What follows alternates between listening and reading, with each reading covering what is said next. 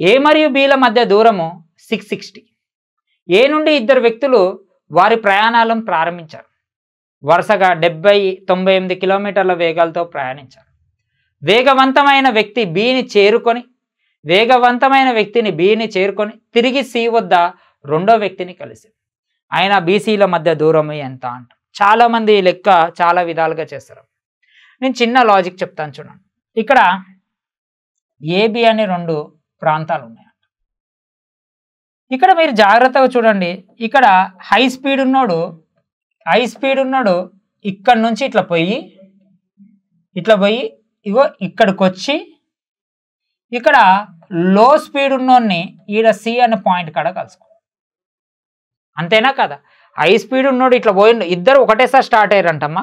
ఇట్లా పోతూ ఇట్లా పోయి ఇట్లా కలుసుకున్నాడు.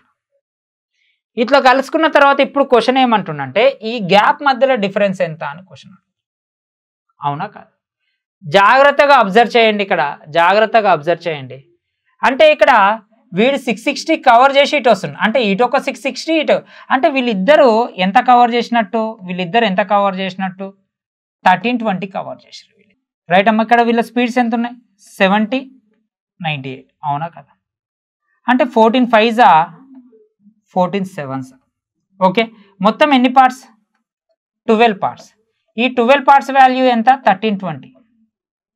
అయితే 5 పార్ట్స్ వాల్యూ ఎంత కనుక్కుంటా. ఇది 1s, ఇది 11s. అంటే 11 5s ఎంత అమ్మా? 55. అంటే అక్కడ ఒక 0 ఉంది కాబట్టి 550. అంటే వీడు ఇక్కడ నుంచి ఇక్కడికి 550 జర్నీ చేసిందంటే ఇక్కడ నుంచి ఇక్కడికి మళ్ళీ ఇది 110 ఉన్నట్టే కదా, ఇది 110 ఉన్నట్టేగా. సో ఆన్సర్ ఎంత? చాలా ఈజీ అమ్మ. ఈ లెక్క చాలా మంది ఎన్నో విధాలుగా చేస్తారు. ఎప్పటికైనా ఈ స్పీడ్ను బట్టే కదా డిస్టెన్స్. అంటే నీ స్పీడ్ 5 ఉంటే 5 పార్ట్స్ వెళ్తావు, నా స్పీడ్ 7 ఉంటే 7 పార్ట్స్ వెళ్తా.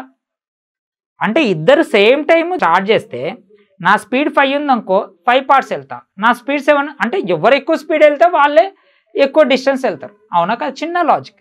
ఈ క్వశ్చన్ చాలా మంది వేరే వేరే విధాలుగా చేస్తుంటారు.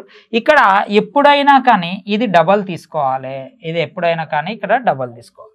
ఓకేనా?